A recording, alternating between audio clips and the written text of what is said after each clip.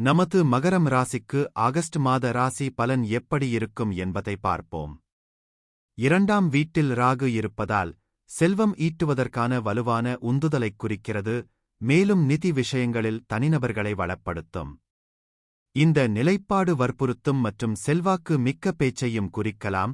தனிநபர்கள் திறமையான பேச்சாளர்கள் அல்லது தொடர்பாளர்களாக இருக்கலாம்.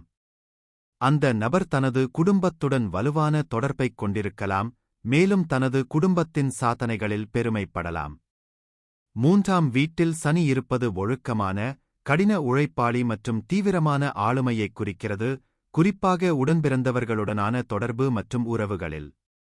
இந்த நிலைப்பாடு ஆரம்பத்தில் இலக்குகளை அடைவதில் தாமதங்கள் மற்றும் தன்னை வெளிப்படுத்துவதில் சவால்களைக் குறிக்கலாம், ஆனால் இறுதியில் ஞானம் மற்றும் செல்வாக்கிற்கு வழிவகுக்கும்.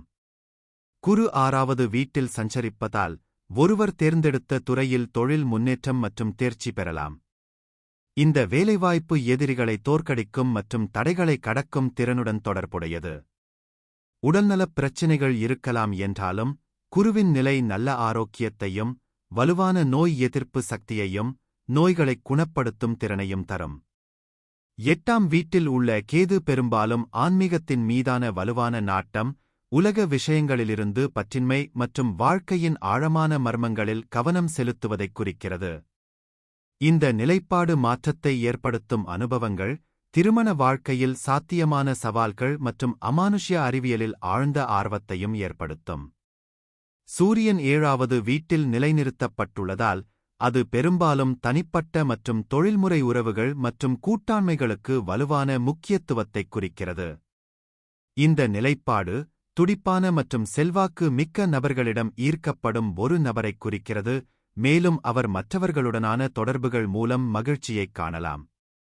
இருப்பினும், சூரியனின் உள்ளார்ந்த ஈகோ மற்றும் உந்துதல் சில நேரங்களில் கூட்டாண்மைகளுக்குள் ஈகோ மோதல்கள் மற்றும் அதிகாரப் போராட்டங்களுக்கு வழிவகுக்கும், இது உறவுகளில் சவால்களை ஏற்படுத்தும். 9ஆம் வீட்டில் செவ்வாய் இருப்பது ஆன்மீகம், உயர்கல்வி மற்றும் நீண்ட தூரப் பயணங்களுக்கு ஒரு துடிப்பான மற்றும் சாகச அணுகுமுறையைக் குறிக்கிறது.